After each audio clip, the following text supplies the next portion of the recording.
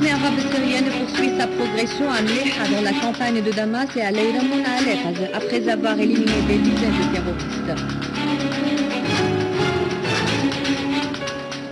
Message d'invitation au président de Parlement dans des pays amis pour qu'ils suivent la présidentielle en Syrie.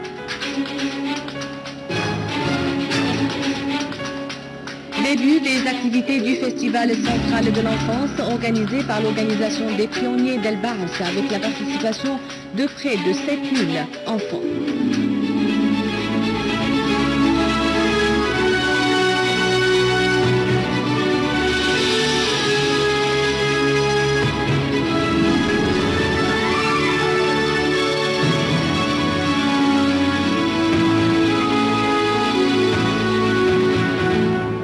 Les détails du journal, bonsoir. Le président de l'Assemblée du peuple, Mohamed Jihad El-Laham, a adressé des messages d'invitation au président des conseils du peuple, des députés et des associations nationales dans nombre de pays amis de la Syrie pour qu'il envoie des députés et des experts dans le domaine des élections, lesquels seront appelés à suivre le parcours de la présidentielle prévue le 3 juin prochain. Laham a indiqué dans ses messages que les invitations interviennent dans le cadre de la croyance de la Syrie en l'objectivité des positions de ces pays qui soutiennent le droit du peuple syrien à choisir son avenir politique sans ingérence étrangère.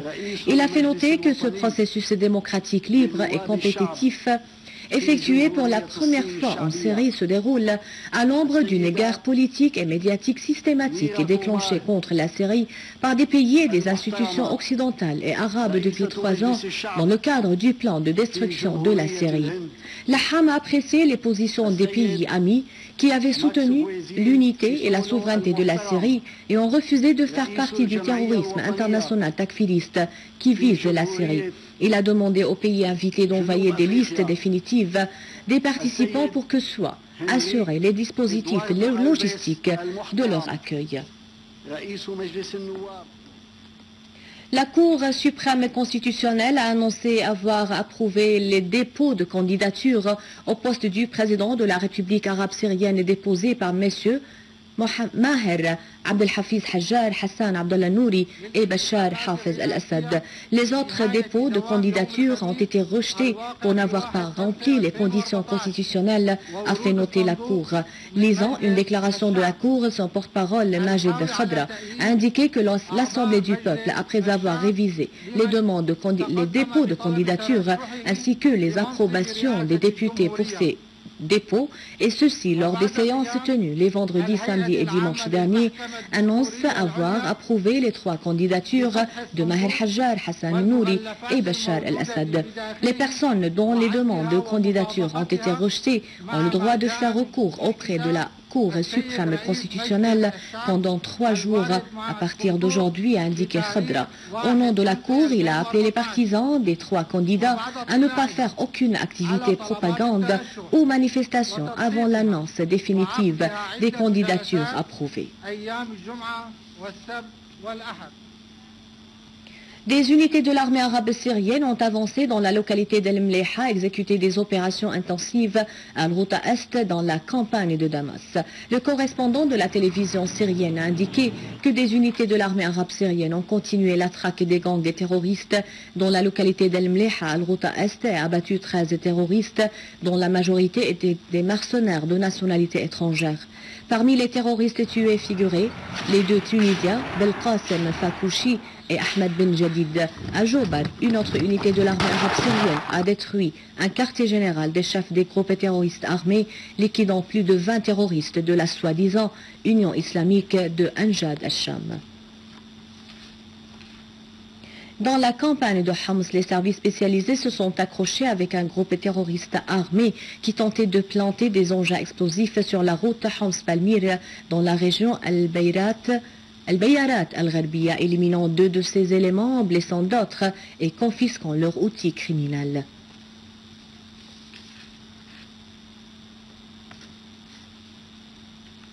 Et à Alep, les unités de l'armée arabe syrienne poursuivent leur progression sur plus d'un axe où elles ont progressé dans le quartier Al-Leïramoun. Après qu'elles aient pris le contrôle d'un nombre de bâtiments et éliminé nombre de terroristes à l'intérieur de leurs barricades qu'ils utilisaient comme plateforme de leurs actes terroristes. Et une unité de nos forces armées a déjoué une tentative d'un groupe terroriste de s'infiltrer du quartier El Miyassar aux régions sécurisées, abattant et blessant nombre de ces éléments et obligeant les autres à se retirer. Et dans des opérations spécifiques, des unités des forces armées ont détruit des fortifications des terroristes et ont abattu des dizaines d'entre eux aux alentours de la cité industrielle à Sheikh Najjar, près de l'usine à Seif, aux abords de la prison centrale et dans les villages de Ma'arat, Tel Rifat et El Castello. Dans le cadre de sa lutte contre le terrorisme traversant la région, l'armée libanaise a arrêté le terroriste Ali Amnoun, considéré comme l'un des plus dangereux terroristes, accusé d'envoyer des voitures piégées et de les faire exploser au Liban. L'armée libanaise a réussi de repérer les mouvements du terroriste dans la localité de Arsal avant son arrestation. Cette opération intervient un jour après l'arrestation par l'armée de 3 éléments du soi-disant Front Nasra dans la localité de Gerd Ma'raboun, dans la région d'Al-Biqa. Le ministre français des Affaires étrangères, Laurent Fabius, a été vivement critiqué à la Chambre française des députés sur le soutien qu'apporte son gouvernement au terrorisme en Syrie et sur le mutisme de ce gouvernement quant à l'intervention de la Turquie qui avait transformé ces territoires en des camps d'entraînement pour les terroristes qui visent le peuple syrien. Ma collègue Valérie Boyer. Les questions de Philippe Meunier, député français, ont mis à nu les allégations européennes lancées il y a quelques semaines par le ministre français de l'Intérieur sur un plan français-allemand-britannique sur la lutte antiterroriste. Les questions du député français ont dévoilé l'appui implicite du gouvernement d'Hollande aux terroristes et à leur parrain régional Erdogan. Ma question est adressée au ministre français des Affaires étrangères. En Syrie, il y a des islamistes qui procèdent à des opérations de purification ethnique, religieuse et culturelle, en attaquant les territoires de Kassab, ville résidée par des Syriens dont la majorité sont d'origine arménienne. Les djihadistes perpètrent des atrocités à l'encontre des habitants civils en profitant d'un appui de la Turquie. Ces batailles en cours là-bas entravent le transfert d'armes chimiques syriennes, surtout qu'elles se déroulent à quelques kilomètres des ports de l'attaqué. Le bloc des députés relevant du parti de l'Union pour le mouvement populaire s'est opposé à une intervention éventuelle de nos forces armées en Syrie. Cette intervention que souhaite François Hollande et qui n'aura qu'un seul résultat, celui de servir les intérêts des djihadistes de différentes nationalités. Ce qui est demandé actuellement de ce gouvernement est d'assumer ses responsabilités. Ma question est simple et exige une réponse claire de la part de ministres. Est-ce que vous demanderiez à la Turquie de prendre des mesures appropriées en vue de mettre fin à la présence des camps des terroristes sur ces territoires qui permettent aux criminels de perpétrer leurs atrocités et d'empêcher l'acheminement d'armes chimiques? Devant ces questions claires du député français, Fabius était incapable d'y répondre avant de prendre pour prétexte la crise en Ukraine afin de justifier l'implication de son gouvernement en Syrie.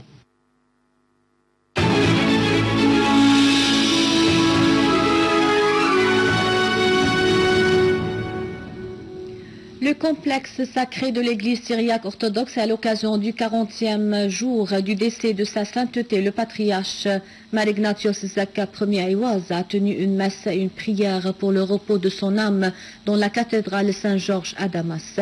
La messe et la prière ont été présidées par le souverain pontife Mar Ignatios Afram Karim II, patriarche élu d'Antioche et de tout l'Orient et le chef suprême de l'église syriaque orthodoxe dans le monde.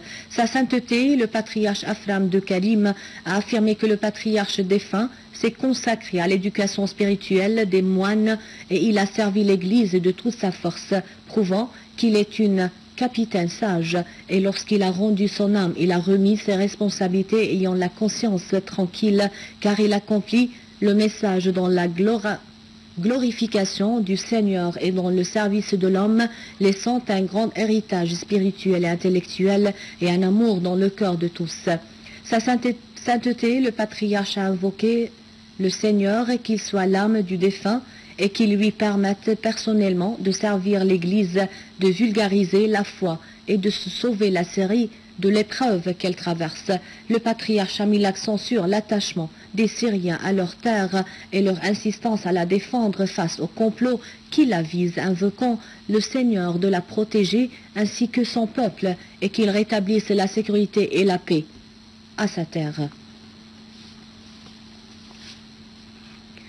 Les activités du Festival central de l'enfance organisé par l'organisation des pionniers d'El-Baas ont débuté aujourd'hui dans la cité sportive d'El Jela à Damas avec la participation d'environ 7000 enfants de différents gouvernorats de Damas, de sa banlieue et d'El Quneitira. Les enfants ont envoyé via l'organisation de ce festival un message au monde entier sur le défi du terrorisme visant leur enfance et sur la poursuite de leur voie vers la Syrie de l'avenir. Les participants au festival ont appelé à mettre en œuvre une stratégie claire se basant sur le principe de la participativité entre les différentes organisations de la société syrienne pour faire face au terrorisme visant le nationalisme. Un rappel des titres. L'armée arabe syrienne poursuit sa progression à Al-Mleiha dans la campagne de Damas et à Layramoun à Alep, après avoir éliminé des dizaines de terroristes. Message d'invitation au président de Parlement dans des pays amis pour qu'ils suivent la présidentielle en Syrie.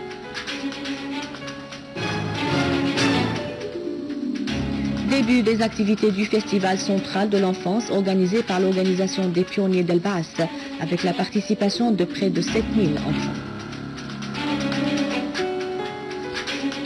C'est la fin du journal. Merci de l'avoir suivi. Je vous rappelle que vous pouvez consulter le site internet syriaonline.sy pour revoir ce journal et davantage d'informations. Merci bien. Au revoir.